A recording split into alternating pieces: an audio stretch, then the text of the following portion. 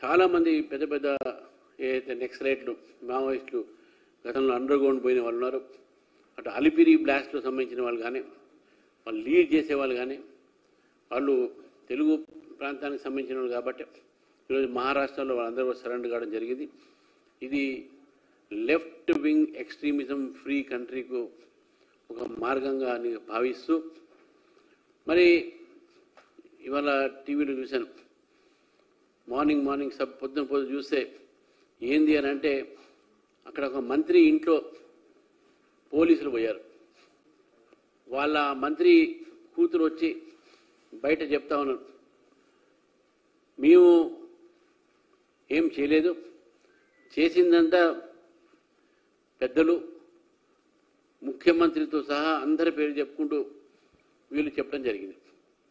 ఈరోజు కొండా సురేఖ గారి యొక్క ఏదైతే వ్యవహారం ఏది ఉందో వాళ్ళకి సంబంధించినటువంటి వారి ఓఎస్డీని అరెస్ట్ చేయడము, లేకుంటే ఎలిగేషన్స్ సిమెంట్ ఫ్యాక్టరీ ఓనర్ని బెదిరించి వసూలు చేయడము ఏది ఉన్నాయో దీని అనంతరం ఇటు ఆరోపణలతో ప్రతి ఆరోపణ కూడా వచ్చినాయి. ఏంటంటే దీంట్లో పెద్ద పెద్ద వాళ్ళ హస్తాలు ఉన్నాయి, పెద్ద పెద్ద మినిస్టర్లు ఉన్నారు, పెద్ద పెద్ద ముఖ్యమంత్రికి దగ్గర ఉన్న వాళ్ళు ఉన్నారు, వాళ్ళందరూ కూడా ఉన్నారని చెప్పేసి చెప్తా ఉన్నారు. భారతీయ జనతా పార్టీ మేము ముందు చెప్తా ఉన్నాం, కాంగ్రెస్ అంటే corruption, Congress is synonymous of corruption. ఈ రెండు పదాలు కాంగ్రెస్ కరప్షన్ ఒకే రకంగా పోతుంది. ఈ దేశంలో కాంగ్రెస్ పార్టీ ఉన్న రోజు కరప్షన్ ఉండే కాబట్టి కరప్షన్ అండ్ కాంగ్రెస్ వారు చెప్పింది కొత్త కాకుండా కూడా ఈరోజు ప్రజల మధ్యన తీసుకొచ్చిన కొన్ని వివరాలు ఉన్నాయి, కొన్ని విశేషాలు కొన్ని చెప్పిండ్రు. ఈరోజు వెళ్ళబెట్టినటువంటి ఒక ఏదైతే అంశాలు ఉన్నాయో ఎవరెవరు కరప్షన్ చేశారో మొత్తం కాంగ్రెస్ నాయకులు ఈరోజు ఈ రాష్ట్రంలో ఉన్న కాంగ్రెస్ నాయకులు వాళ్ళు దీనిపైన వివరణ ఇవ్వాల్సిన అవసరం ఉంది.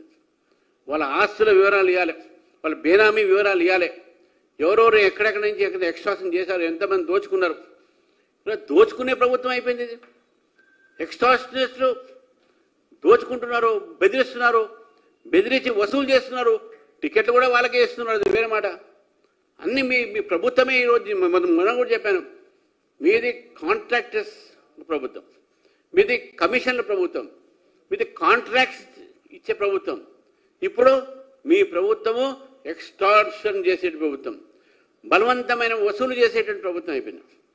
కాంగ్రెస్ పార్టీకు ఈరోజు కాంగ్రెస్ ప్రభుత్వానికి కూడా తెలంగాణ ప్రజలకు వివరణ ఇవ్వాల్సిన అవసరం ఉన్నది.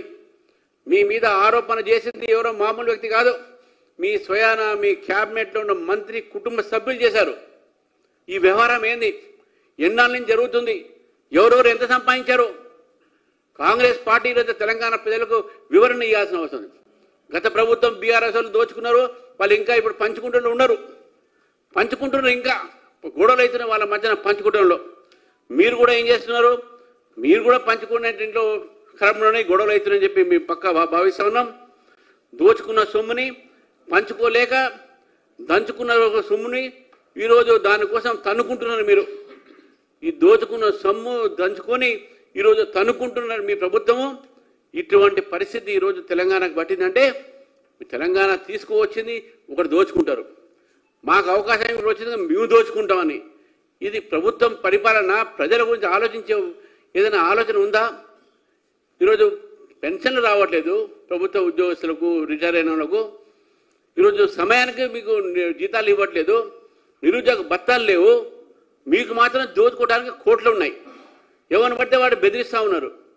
ఏం ప్రభుత్వం ఇది? ఇది దోచుకునే ప్రభుత్వమా? ఎక్కడ మీ పరిపాలన ఏది? పరిపాలన లేదు. కాబట్టి ఈరోజు మేము చెప్తా ఉన్నాం, ఇక్కడ జూబ్లీస్లో బై ఎలక్షన్ జరుగుతుంది, మీరు మాత్రం ఈ రెండు పార్టీలు ఏదైతే దోచుకున్నారో, ఈ తెలంగాణని దోచుకున్నారో వాళ్ళని మీరు తిరస్కరించండి. ఈరోజు 11 సంవత్సరాల నుంచి 12 సంవత్సరాలు దాదాపు అవినీతి రహితమైన పరిపాలన ఇచ్చిందంటే బీజేపీ ప్రభుత్వం. కాబట్టి జూబ్లీస్ ప్రజలు కూడా మీ ద్వారా నేను కోరుతా ఉన్నాను, మాకు ఓటేయండి. ఈ రెండు పార్టీలు దోచుకున్నటువంటి ఒక సందర్భం మనం చూస్తూ ఉన్నాం. కాబట్టి ఈరోజు అక్కడ ఎవరెవరి మీద ఏమేమి అభియోగాలు ఉన్నాయో మనకు తెలుసు. ఎంతమంది మీద ఎక్స్ట్రాసిస్ కేసులు ఉన్నాయి, వాళ్ళ మీద దోచుకునేటువంటి బలవంతం దోచుకునేటటువంటి కేసుల్లో ఉన్నారనేటువంటి ఒక అభ్యర్థి ఎంఐఎం అభ్యర్థి, ఆయన కాంగ్రెస్ అభ్యర్థి. అప్పుడు గతంలో ఎంఐఎం, ఇప్పుడు కాంగ్రెస్. వాళ్ళ మీద ఎన్ని కేసులు ఉన్నాయి? దోచుకునే కేసులు ఉన్నాయి. ఈ ఎక్స్టార్షన్ ప్రభుత్వము ఎక్కువ రోజు ఉండడానికి వీల్లేదు. ఈ ఎక్స్టార్షనిస్ట్ లీడర్లు ప్రజలు తిరస్కరించాల్సిన అవసరం ఉంది. లేకుంటే మిమ్మల్ని దోచుకుంటారు, మిమ్మల్ని బెదిరిస్తారు.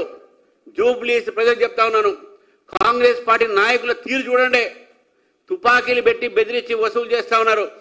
జూబ్లీస్కు ఆ పరిస్థితి రాకూడదని చెప్పి ఈరోజు మీకు చెప్తా ఉన్నాను మిత్రులారా. ఈరోజు కాబట్టి జూబ్లీస్ ప్రజలు నిన్న జరిగినటువంటి ఒక కొండా సురేఖ సంబంధించినటువంటి కుటుంబంలో జరిగినటువంటి ఒక వివాదం ఉందో అది ముఖ్యమంత్రి దాకా వెళ్ళినటువంటి ఒక తీగ.